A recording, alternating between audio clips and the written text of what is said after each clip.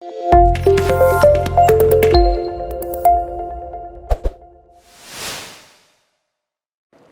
عليكم ورحمة الله وبركاته. الحمد لله والصلاة والسلام على رسول الله سيدنا محمد وعلى آله وصحبه وبعد. Shimini kuzo bikwiriye Allah subhanahu wa ta'ala, amahoro n'imigisha bisakare ku ntumwa Muhammad sallallahu alayhi wa sallam, we nabiwe n'abamukurikiye n'abazamukurikira kugeza ku munsi w'imperuka. Dusaba Allah subhanahu wa ta'ala ko natwe yadushyira muri abo, Allahumma amin. Nyuma y'ibyo nkuko bisanzwe kuri uyu munsi, kuri iyi saha ya minota mikeya kugeza isaa 7 zuzuye inshallah, twibukiranya kuryo dukeneye gusobanukirwaho ku idini yacu. Uyu munsi mbere yuko tuva ku nkingi ya gatatu yo kwemera ibitabo by'Imana, nifuje ko twibukiranya twagaragaje bimwe mu bigaragaza ubuhanga bukubiye muri Qur'an. Ariko mbere yuko tuva kuri iyo nkingi tukazajya ku nkingi yo kwemera intumwa z'Imana n'abahanuzi tuzatangiriraho ubutaha, nifuje ko twibukiranya nanone yuko Qur'an ikubiyemo imyemerere, ikubiyemo imyifatire, ikubiyemo ubuhanga nkuko twabigaragaje, ariko inakubiyemo n'ubundi bwenge mu mibereho yacu yo kwisi. Qur'an itubwira ibintu koko nawe wabibona ukabona koko ko ari byo, kandi kaba nta n'umuntu wanabyitekerereza. Muri ubwo buhanga rero cyangwa se muri ubwo bwenge bundi bukubiye muri Qur'an, tugiye kureba Imana subhanahu wa ta'ala yatweretse uburyo Imana yashyize abantu mu buzima bw'iyi si, ibashyira mu nzego no mu byiciro bitandukanye, barushanwa mu butunzi, mu mitungo. Imana igaragaza n'impamvu, ubundi ibyo ngibyo nta muntu wabitekerezaho. Tugiye kureba rero aya ebyiri ziboneka mu isura zitandukanye, ariko izo aya zuzuzanya. Ijambo rya mbere Imana iravuga iti walau basatallahu rizqa liibadihi labaghaw fil ard walakin yunazzilu biqadari ma yasha innahu biibadihi khabirun basir. Iyo ni aya ya mbere. Indi aya ya kabiri tuza kwibukiranyaho, Imana subhanahu wa ta'ala iravuga iti ahum yaqsimuna rahmat rabbik نحن قسمنا بينهم معيشتهم في الحياة الدنيا ورفعنا بعضهم فوق بعض درجات ليتخذ بعضهم بعضا سخريا ورحمة ربك خير مما يجمعون. izo aya ebyiri zose ziruzuzanya. Imana iravuga iti walau basata Allahu rizqa liibadihi labaghaw fil ard. Imana iravuga iti ngo iyo Allah aza gufata abantu bose batuye isi, bose akabaha ubushobozi, bose akabaha ubutunzi, bose akabagira abantu bishoboye, babakire, bafite ubushobozi bose, Imana iravuga iti labaghaw fil ard. Imana iti bari kugira ubwirasi bukomeye cyane. Abantu bose iyo baza kuba bafite ubushobozi, bari kwangiza isi, bakagira ubwirasi, bikaba ari ibintu imibereho yo kwisiga ikangirika. Imana iravuga iti walakin yunazzilu biqadari ma yasha. Ngo Allah ariko ngo yagiye amanura ayo mafunguro mu kigera ashatse, buri wese aramugenera ibyo ashatse. Imana iti innahu biibadihi khabirun basir. Ngo mu by'ukuri Allah azi neza abagaragu be. Hari hadithi y'intumwa y'Imana Muhammad sallallahu alayhi wa sallam igaragaza ngo inna min ibadillah, iyi hadithi al-Qudsi, aho Imana ivuga ngo mu bagaragu banjye man la yasluhuhu illa al-faqru walau aghnaytuhu la afsadtu alayhi dinahu wa inna min ibadi man la yasluhuhu illa al-ghina walau afqartuhu la afsadtu alayhi dinahu. Intumwa y'Imana sallallahu alayhi wa sallam, iyo aya iragaragaza yuko Imana iramuka igize abantu bose bakagira ubushobozi, ngo hari kubaho kwirata n'ubwibone hano kuri iyi si, noneho hakaba nta muntu n'umwe ukeneye undi, nta muntu n'umwe ukeneye undi, buri wese akaba yihagije muri byose. Imana iravuga ngo bari kwangiza mu isi. Imana iti walakin yunazziluhu biqadari ma yasha.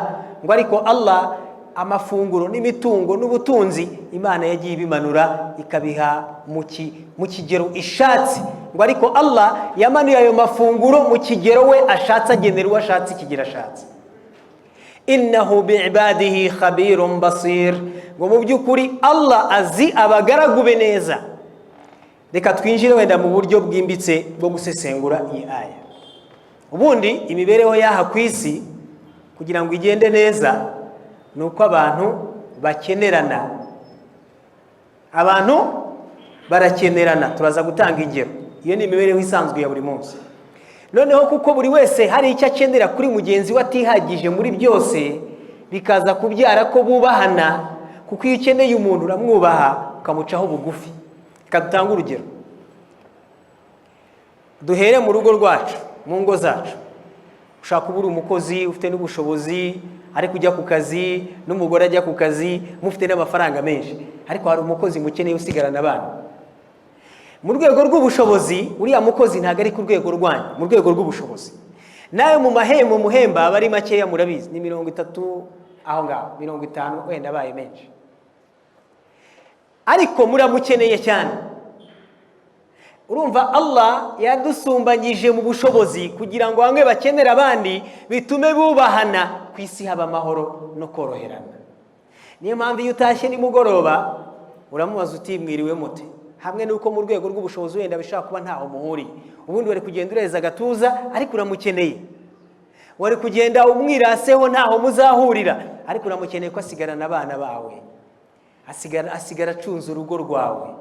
Ubundi wari kumumusuzugura, ariko kubera ko hari ibyo umusigaho agucungiye kandi bifite agaciro, wose umuntu ufata umwana we w'uruhinja akamuha amata, akamwuhagira, akamuryamisha, urumva uramukeneye. Nubwo atakurusha ubushobozi, ku bushobozi ntaho muhuriye, ariko mu rwego rwa hano ku isi Imana yagennye ngo dukenerane, buri wese yo kuba yihagije muri byose. Ibyo rero bizatuma mubona nk'umuntu mugenzi wawe, kuko hari serivisi, hari icyo umukeneye utakwiha, hamwe nuko umurusha ubushobozi. Ubwo ni mu rugo. Urugero, tujye umuntu ashaka kuba afite imodoka nziza ihenze, ariko ntago ari wiyikanikira, ntago ari wiyikorera iyo yagize ikibazo, akenera mekanisiye, kandi mekanisiye agenda yamuciyeho bugufi cyane. Ndetse murabizi niba unagiye gukoresha imodoka nziza, burya aragenda akanamwinginga neza kugira ngo baganire, atari kugenda uvuga ngo ngende umuntu wishoboye gusa, kuko iyi modoka ashobora kuyangiza ntizongeye no kugenda, birashoboka cyane. Niyo mpamvu iyo ugiyeyo ugenda uvuga uti ahangaha ndamufata neza, ndetse hejuru y'igihembo cy'igaraje ndamuhana fanta ku ruhande, ukamutereta nyine mukaganira neza, kubera ko uramukeneye. Nuvuga ngo Imana no kuriya gukenerana yashyize mu bantu kuba nta wihagije muri byose. Wambaye imyenda myiza, ariko si wowe uyimesera, nta mwanya wo kuyimesa ufite, cyangwa wo kuyitera ipasi, cyangwa ntunazi no gutera ipasi, birashoboka. Nta nubwo ari wowe uyidodera. Wambara inkweto, ariko urazihanagurisha. Ufite amafaranga yo kubaka inzu nini cyane y'umuturirwa, ariko ntago ari wowe wiyubakira. Hari engineer, architect wishushanya, hari abubatsi barwemeza mirimo bayikuzamura, ntago ari wowe ugenda umutera ibipande uzamura amatafari oya. Urumva yuko rero wa muntu ugiye kukubakira uramufata neza, ukamwubaha, mukaganira neza nk'abantu bakeneranye mu buzima bwo ku isi, kugira ngo imibereho igende neza. Icyo kintu rero gituma umukenera, gituma unamwubaha ukamufata nk'umuntu. Ariko ubundi buri wese yihagije ntawe uzakenera mugenzi we na rimwe. Abantu bajya bagenda gusa bahiga kuvuga ngo ufite byinshi ni uwuhe, barwana, bahanganye, bashyamiranye, isi kangirika, imibereho ntabwo isi yari gutuza. Turebe noneho umuntu bafite ubushobozi ariko akajya kwa muganga, cyangwa ukajyana umwana wawe, cyangwa umugore wawe, cyangwa umugabo wawe, cyangwa umuntu wawe wese. Iyo umujyanye kwa muganga, icyo waba uri cyo cyose, ariko imbere ya muganga ukeneye, uri buguhe serivisi wowe udashobora kwiha, ugenda waciye bugufi, uvuga ati ryama hano, ukaryama, kuramo, zamura ukuboko dufata amaraso, turaguha ibitaro. Ntabwo uvuga ngo urajya impaka, icyo waba uri cyo cyose. Ubwo urumva uko gukenera uriya muganga harimo gukenerana hagati y'abantu. Uko gukenerana rero niko gutuma abantu bubahana, bagaca bugufi. Ariho Imana ivuga ngo walau basatallahu rizqa liibadihi labaghaw fil ard. Imana iti ngo iyo Allah aza kuba yarafunguye imiryango y'amafunguro abantu bose bagakira. Imana yavuga ngo isi yari kwangirika, bari gukora ubwangizi ku isi, bari kwirata, kuko bari kugenda gusa bahiga ubushobozi, buri wese nta ukeneye undi, nta uri buce bugufi imbere y'undi. Ibyo ngibyo rero no kuvuga ngo iyo ni gahunda y'Imana subhanahu wa ta'ala. Imana iravuga iti walakin yunazzilu biqadari ma yasha, ngo ariko Allah amafunguro n'imitungo yayimanuye ayitanga mu kigero we yashatse. Innahu bi'ibadihi khabirun basir. Imana iti mu byukuri Allah azi abagaragu be neza. Iyo ni aya ya mbere. Aya ya kabiri Imana iravuga iti ahum yaqsimuna rahmat rabbik. Imana iti ese abantu nibo bagabanya bagena impuhwe z'Imana, bamenya ngo uyu nguyu yari umukire, yari umukene, yari abayishoboye, yarajya hagati. Ibyo Imana iravuga ngo nahnu qasamna bainahum ma'ishatahum fil hayati dunya. Imana iravuga ngo ni twebwe Allah twabagabanyije turabagenera mu buzima bw'aha ku isi, buri muntu wese turamuha. Imana iti warafa'na ba'dahum fawqa ba'din darajat. Imana iti twaranabasumbanyije, bamwe tubashyira mu nzego n'imitungo n'ubutunzi, bamwe tubasumbya abandi. Imana iti liyattakhidha ba'dhum ba'dan sukhriya. Imana iti kugira ngo bamwe bagira icyo bakenera abandi babakeneyeho, bitume bubahana, bitume bakundana, bitume boroherana, bitume baca bugufi. Icyo rero bavandimwe b'Islam nkuko Qur'ani bigaragaza, niyo birebye iyo ni imibereho yaha ku isi niko bimeze. Ubu ufite ayo kubaka inzu ariko atari wowe uzayiyubakira, uzakenera umufundi uzakubakira. Uriya mufundi yaje umuganiriza neza nk'umuntu ukeneye ko ashobora kuyubaka nabi ikagwa. Ndetse uko ukenera kubaka ibintu bikomeye ni kugira umuntu ubigukorera ufata neza kurushaho. Murabizi munajya gukoresha ikintu ariko akavuga ati uyu muntu hamwe nuko nkorera nubwo ari n'umufundi wanjye ariko nzajya mugurira n'icyayi dusangira. Niko bimeze, kugira ngo azajya gukorera neza, ko hejuru y'akazi hariho no kubikora neza akabinoza kurushaho, ashingiye kuri wa mubano mwiza mufitanye. Nkuko navuze mu rugo uba ujya ku kazi, umugore ajya ku kazi, mwese mubyuka mugenda, bivuga ngo ku rwego rw'ubushobozi tugiye kureba neza bari abantu badukorera mu ngo zacu imirimo yo mu rugo, ku rwego rw'ubushobozi ntaho baba bahuriye na bashebuja bakorera. Ariko iyo ugiye wumva umusize urugo rwawe mu ntoki ze, birumvikana neza, bigatuma umwubaha, wataha ukamuhamagara no kuri telefone, bite wiriwe ute, ugasanga mbese uramufata neza kubera yuko muri iyi si murakeneranye. Bivuga ngo nta wihagije wenyine ku giti cye. Ubu ufite ibi ngibi ariko udafite biriya, ubu ufite ayo mafaranga ariko utaziyubakira inzu, ubu ufite abana utazabirerera, hari umukozi ugomba gusigara mu rugo, hari umuganga, hari gukorera imodoka, imibereho isanzwe. Ushobora kuvuga uti umuntu agize ikibazo ariko agira abandi bantu bashaka kuba abakeneye bari munsi yo mu rwego rw'ubushobozi. Ariko bavandimwe b'Islam, ibyo ngibyo rero icyo bisobanuye, kubera yuko tumaze kubona ngo ihame Imana yashatse gushyiraho nuko abatuye isi buri wese akeneye mugenzi we. Ubwo rero ko umukeneye bizaba ngombwa ko umwubaha, umuha agaciro, uca bugufi imbere ye, kubera yuko umukeneyeho icyo utakwikorera, bigatuma imibereho yaba ku isi igenda neza. Naho ubundi iyi Imana iza kubikora buri wese akaba yihagije ku giti cye, ubwo bari kugenda gusa barwana mu muhanda, buri wese agaragaza ahiga n'undi ibyo afite n'ibyo atunze. Ariko igihe kiragera isi ikaduhuza twese, buri wese akagira aho akenera mugenzi we. Niba unafite business, murabizi mu birebana n'amasomo y'iterambere ry'ibigo nk'iby'ubucuruzi n'ibindi, kugira ngo gitere imbere abakozi bagomba kugiramo uruhare kugira ngo gitere imbere. Nta nubwo wowe ngo ufite amafaranga nyiri ikigo ntago ari bugiteza imbere, ariko babakozi kugeza no kuwakira umuntu hariya kuri reception, kubera yuko yakiriye umukiriya nabi kabiri ntabwo azagaruka, natagaruka ikigo ntabwo kizinjiza. Bivuga yuko rero na nyiri kiriya kigo, niyo mpamvu usanga abakozi ubundi uzi ubwenge neza abafata neza, akabagira n'inshuti ku buryo bagira icyitwa ownership, nabo business bakayigira iyabo, bakayifata nk'iyabo kuko nabi bafitiye akamaro, gutera imbere kwayo no kunguka nabo bikabagiraho akamaro, ndetse yaba yanungutse ku mwaka bidasanzwe akabahamagara akabwira ati nagira ngo rwose mbashimire dore buntu envelope y'igihembo kidasanzwe kiyongera ku byo musanzwe muhembwa kuko iki gihe twakoze neza twarungutse. Ibyo rero nibigaragaza ngo iyi si uko yubakitse n'uburyo Imana yashatse kuyubaka, buri wese akenera mugenzi we. Buri wese ntabwo yihagije 100%. Hari ibyo yakwibonera, hari n'ibyo atakwibonera. Ibikomeye abantu babashaka ni amafaranga, ariko uyafite ntabwo ari wivura, nta nubwo ari yikorera iyo modoka ye nziza, ntabwo ari wijya munsi ngo ayikanike, nawe afite n'uwakenera, ntabwo ari wiyubakira iriya nzu, nawe akenera abandi. Uko kumukenera rero inyungu irimo nuko bituma amworohera, bigatuma baganira nk'umuntu n'undi, naho ubundi yakaba yanamufata nk'umuntu uri aho ngaho batagira n'icyo banavugana, abandi bakaba basuzugura abandi. Ariko Allah subhanahu wa ta'ala ntabwo ari uko nguko yabigennye, ahubwo yagennye ko nta wihaza muri byose, yagennye ko ibiremwa by'Imana abantu bose barakeneranye, yageneye ko bose bagomba kubahana, bagomba koroherana kuko bakeneranye, kubera yuko nta wihagije muri byose. Iyo niyo gahunda y'Imana subhanahu wa ta'ala.